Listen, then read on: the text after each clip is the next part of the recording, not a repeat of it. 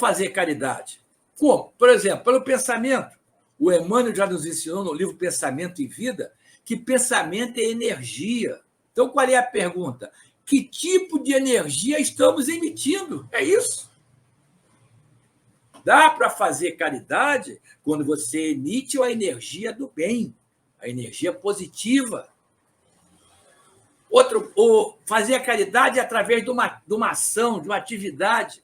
E aí eu vou citar Tiago, né? Quando ele falou que a fé sem obras é vazia, é morta. Né? Vai ao encontro do que foi colocado aqui. É importante termos fé, é importante a nossa convicção, mas precisamos trabalhar. Precisamos ser úteis aos nossos irmãos. Porque, como disse Jesus, novamente em Lucas, só que agora é o capítulo 10, a messe é grande e os trabalhadores, eu digo ainda são poucos. Então, meus amigos, precisamos trabalhar. Aquela forma jocosa, só no dicionário que progresso vem antes de trabalho. Não tem como você trabalhar, não tem como você progredir se não trabalhar. Não tem a menor possibilidade. E, fechando, caridade por palavras. Como que eu posso fazer caridade por palavras? Já foi dito aqui. Né? Aí a pergunta, mais uma vez, para a nossa reflexão, como são nossas palavras? Não apenas nos nossos entes queridos.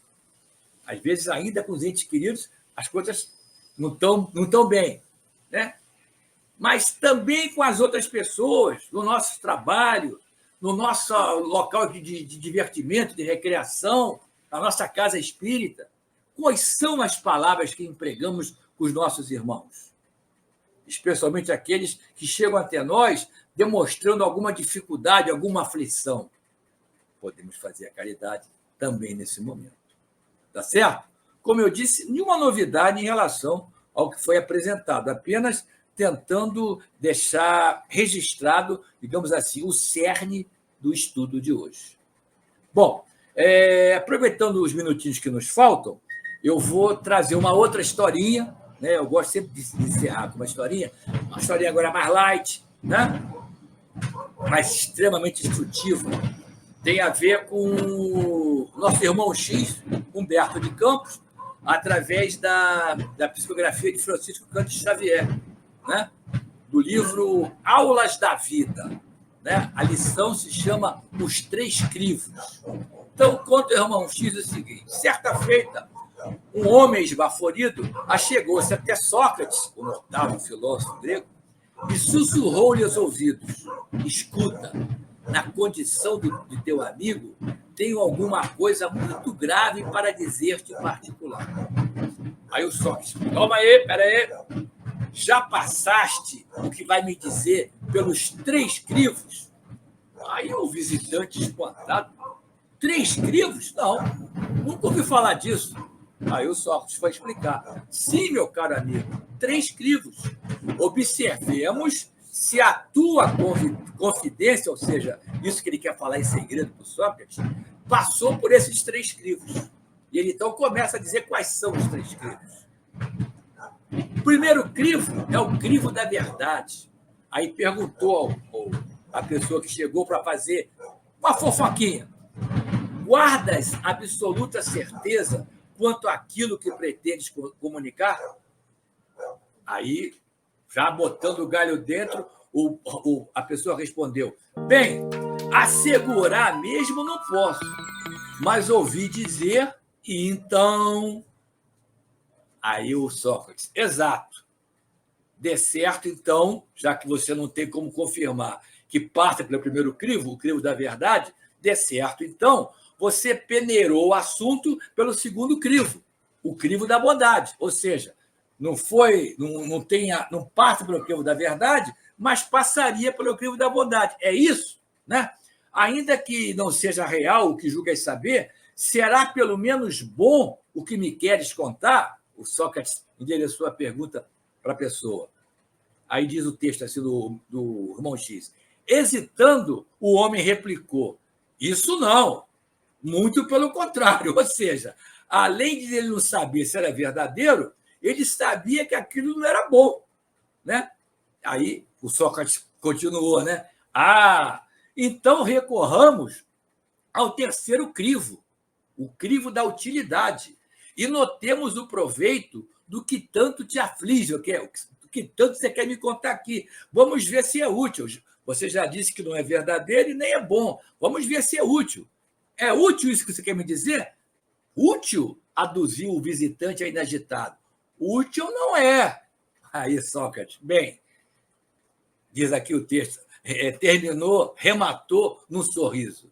Se o que tens a confiar não é verdadeiro, nem bom e nem útil, esqueçamos o problema e não te preocupes com ele, já que nada valem casos sem edificações para nós. Não é exatamente o que nós escutamos hoje?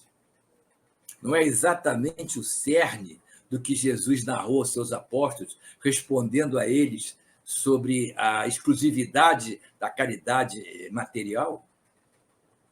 Meus amigos, podemos e devemos fazer caridades aos nossos irmãos, como escutamos hoje, sem exclusão de ninguém, tá certo? Sempre podemos ser úteis aos nossos irmãos, né? Talvez uma coisa que a gente ache pequena seja de extremamente importância para o nosso companheiro, para a nossa companheira. É essa a lição que a gente está tirando desse estudo de hoje, né? Se o que nós podemos fazer não vai trazer benefícios para a pessoa em questão, para que eu vou fazer? Se de antemão eu sei que isso vai, pelo contrário, trazer dor, aflição para o companheiro, para a companheira. Sócrates, dessa historinha do irmão X, confirma integralmente o que Neio Lúcio nos trouxe nas palavras de Jesus. Tá certo? Então, concluindo o nosso estudo, agradecendo mais uma vez a oportunidade que tivemos do trabalho aqui na TV Chico Xavier, agradecendo a atenção de vocês que estão nos assistindo assim, ao vivo, ou vão nos assistir posteriormente, nos dias que virão. Para encerrarmos bem, vamos encerrar de novo trazendo Paulo de Tarso, né? Naquela mensagem que eu disse a vocês, que faz parte do item 10 do capítulo 15 do Evangelho segundo o Espiritismo, né? Lembra do tema da página de estudo de hoje? A caridade desconhecida, né? E qual é a lição final que Paulo vai deixar para todos nós, inclusive para esse aqui que hoje está apresentando o estudo eventualmente, porque já cansei de ficar do outro lado, porque, evidentemente, tenho muita necessidade ainda de estudar, de aprender, para que a prática se torne comum na minha caminhada, né? O que disse, então, Paulo de Tarso? Todos quantos praticam a caridade, a conhecida, a pública ou a desconhecida, como vimos hoje, são discípulos de Jesus, sem embargo da seita a que pertençam. Importante observação final no nosso estudo, né? Nós não queremos todos nos tornarmos verdadeiros discípulos de Jesus? Mais uma vez, escutamos hoje, não por mérito de quem falou, mas pelos textos que foram trazidos aqui, mais uma vez escutamos a receita, né? O passo a passo, o tutorial, como se diz hoje. Tá certo? Agora, é importante que não esqueçamos disso. Não podemos fazer exceções por causa de religião que A, B ou C vivencie. Inclusive, meus amigos, que quando chegarmos do outro lado, como o companheiro aqui da história chegou, né, não nos será perguntado qual a religião que você professou nessa sua última experiência física. Vai ser perguntado o quê? O que você fez de bom? E é isso que nós precisamos ter em mente. Obrigado. Fique...